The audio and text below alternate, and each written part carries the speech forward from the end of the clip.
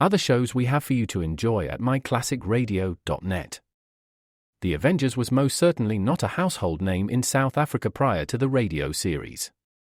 With no national television service until 1976, the mechanism simply was not present in the country to show television programs to mass audiences. While many other countries reveled in the filmed adventures of John Steed and company, South Africa was not equipped to join in the fun. The series took Britain by storm and made a major impression in the American markets, being that greatest of rarities, a British series given a network transmission slot. However, as a filmed series, rather than a videotaped one, The Avengers was able to gain a modicum of exposure in South Africa through film rentals. Come and listen at myclassicradio.net.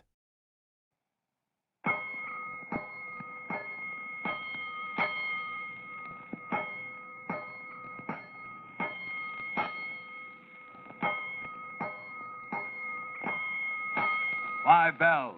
Stand by all stations. Attention! All districts of five-alarm fire.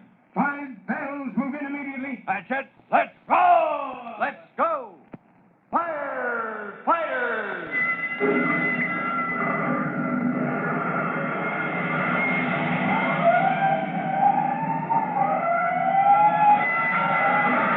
Presenting Firefighters, the true-to-life story of our unsung heroes who stand ready to ride by day or night against our most murderous enemy, the demon of fire.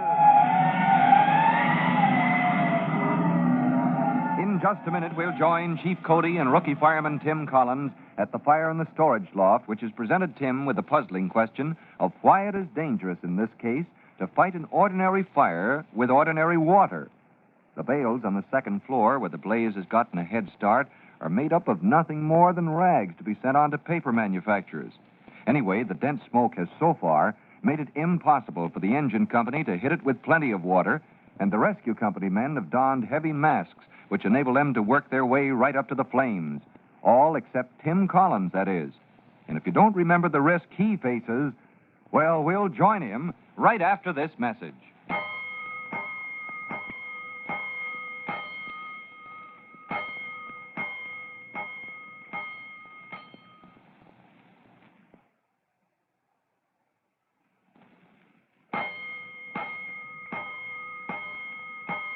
Let's go, firefighters.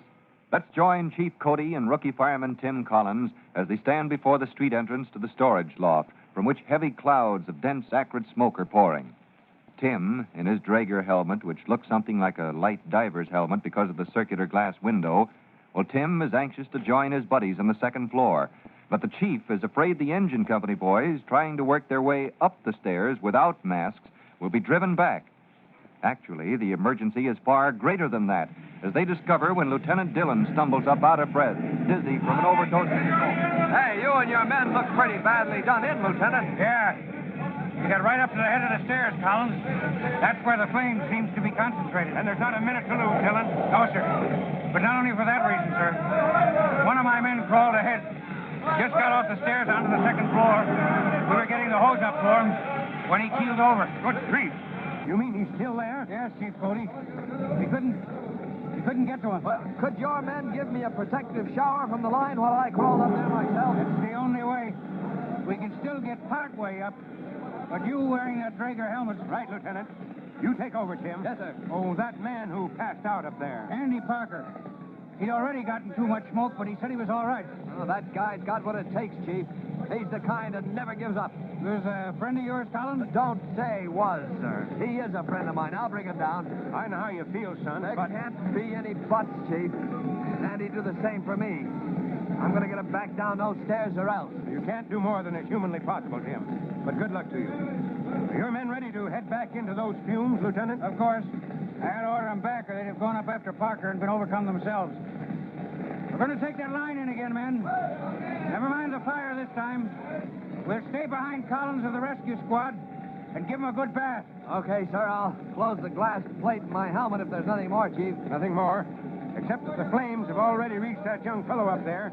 Don't try to do the impossible. Yes, sir. Well, here, let me close that for you. Make sure it's good and tight. How long can he work in that mask, Chief? Well, much longer than this will take. Several hours before that cylinder of oxygen on his back is used up. Well, Here we go. So long, sir. What do you mean, so long, Lieutenant? I'm following Tim in myself. Come along. Suppose the fire's worked into the stairs. Suppose they collapse. Well, then I'll never get my retirement pay. Your men are done in. Any extra hand on that heavy line will help. Let's roll. Quickly, the two men followed Tim in his weird-looking outfit inside the building, and coughing and choking, moved toward the stairway. Through the tears caused by the dense, acrid smoke that billows down on them, they watched Tim start out. Chief, the flames are licking the wall already up at the top of the stairs. Is that where Andy Parker is? He's more to the left. Collins may make it in time, though. Then let's get this hose up the stairs a bit. You can hardly see Tim for the smoke. Are you men at the nozzle? You up ahead of us. Pull the line forward a mite. That's it. Not too far, not too anxious now. You go too far up and you'll keel over. Come right down on top of it. That's about it. Collins seems to be close to those flames up there now. Let him have it. Hey, not too much pressure, not too much. You're not hitting a fire, you know. Just give Tim a protective screen of water. He doesn't have to worry about the smoke. Higher. Aim for the ceiling and let it drizzle down. You don't want to knock him off the street. Well, that seems to do it, Lieutenant. About as far up as your men can go. It's up to Tim now. Look, Lieutenant. There he is. Yeah, nice work. He's got the boy. Don't hit him with a direct stream now or you'll spoil everything. He'll make it now, Chief. I got to think of my men. All right. Get your hose. Drop the nozzle and get out of here. All right. Let's get out of their way. I swallowed so much smoke it's going to come out of my ears for weeks. Easy does it, Collins. Just a few more steps. He can't answer you in that mask, Lieutenant. You can hoist your man Parker off his shoulders now. I got him. Heading outside now. You give Collins a hand and we'll be out before you know it. A moment later, the firemen are free of the heavy smoke. They stand around, still choking and coughing, but trying at the same time to gulp deep breaths of the air outside the storage loft. Tim alone has escaped its effects, and no sooner does he have the mask off his head, the equipment off his shoulders, than he says, Lieutenant, let me take Andy now. You and your men have enough to do to stay on your own feet. Chief, I'll take him over to the rescue truck and get our inhalator to work. I can manage by myself. You've got other things on your mind. At that point, Tim lost all track of time. His only thought was to get the rubber mask of the inhalator off his friend's nose and mouth, to keep Andy breathing until he recovered consciousness and could do it for himself. And sometime later. All right, steady, fella. Steady. Yeah, lie quiet. You're coming around now. That's it. Just a few more, and I'll take the mask off. No. This time you can't talk back to me, Andy, so you might as well stop trying. Attaboy. Okay, you feeling better? Okay, off she comes. Now, a few deep breaths. Attaboy. What are you trying to do? To choke me to death? You know, Andy, an inhalator looks good on you. Maybe you ought to be overcome by smoke more often. Seriously, Tim. I remember getting to the head of the stairs and then blacking out. Did you get me down? Oh, nothing to it, pal. That's the way the rescue company earns its pay. Maybe I ought to see you get a bonus. Thanks, Tim. I'll do the same for you someday. Let me just sit up. Brother, isn't there anything that can keep you down? Only orders from the high brass on it. Oh, speaking of that, look who's coming. Well, how's your patient, Tim? A pretty narrow escape, Parker. He's raring to go already, Lieutenant. And I don't think the rescue company has any monopoly on courage, Chief Cody, after seeing this engine company in action. I'm mighty proud of the lot of you today, son. I just noticed, Lieutenant. Looks like everything's under control. I don't get another crack at it? Where have you two been? You think we're getting ready to secure? Oh, well, now I sit up and take notice myself. Yeah, it does look as though we're over. No more smoke from either the second story or the main entrance. That's because there isn't any more fire in those bales of rags, Tim.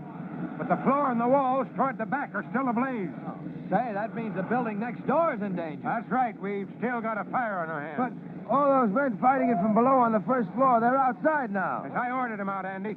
You'll see the rescue squad starting down the ladders from the second floor any minute. For Pete's sake, who's going to relieve them? You and me, Tim. I hate to ask you, but the others have taken quite a beating. You're still fresh. Oh, sure, sir, but why should you? Well, This is a job I wouldn't ask anybody else to do. Well, the job's almost done, isn't it, sir? If you've got those bales out, that means tons of water have already soaked that room down. That's the danger. Remember what we were talking about? Well, yes, sir, but nothing happened, Chief. How can you say using water on that fire was dangerous, sir? By now, those bales of rags have soaked up 3 times their normal weight in water. Chief Cody checked with the building inspector, Collins. That's a terrific load for that floor to bear. Well, the room was piled high with bales of rag. Now they're 3 times their normal weight. Oh, I get it. Using water has made it possible that that floor might collapse under the weight. That was the chance we had to take from the beginning. No one could say how the fire has weakened the floor structure. That's a chance we have to take. You understand? Yes, sir, now I do. We've got to go right on pouring in water and all the time increasing the weight of those bales of rag. Yeah, kind of ironic, isn't it? That water, not fire, may endanger our lives. Yes, sir. That's the chance somebody has to take now. What do you say, Tim? Well, I say you and I'll take it, Chief Cody. We'll take it in our stride, too. Whenever you say the word. So that's the danger presented by the fire from the beginning. Bales of rags soaking up 3 times their normal weight till the fire-weakened floor fairly groans under them. There's plenty of danger ahead for Tim and the Chief, so be sure to join them for our next exciting episode of The Firefighters. In a moment, Chief Cody will tell you, boys and girls, how you can help the firefighters in your own town. But first, another important message for all of you. And now, Chief Bob Cody with a word for the Firefighters Brigade. Chief Cody. Hello, boys and girls. Here's a very simple suggestion for avoiding one source of fire in the home. Probably most of you have a portable heater of some kind for extra cold weather, or rooms that are extra hard to heat. Now, that's fine as long as you treat them with respect. And remember, they can be a source of danger, too. Anytime you set up a portable heater of any kind, make sure it's in a spot where it won't be knocked over, and that the cord to it is arranged in such a way that no one will trip over it. That's the simplest of all assignments. And yet it's the simple things that often make the difference between safety and a possible fire. So play safe. Until next time, this is Chief Cody saying, so long. Fire Chief Cody and the young rookie fireman Tim Collins will be back on the same station the next time you hear... That's it. Let's go!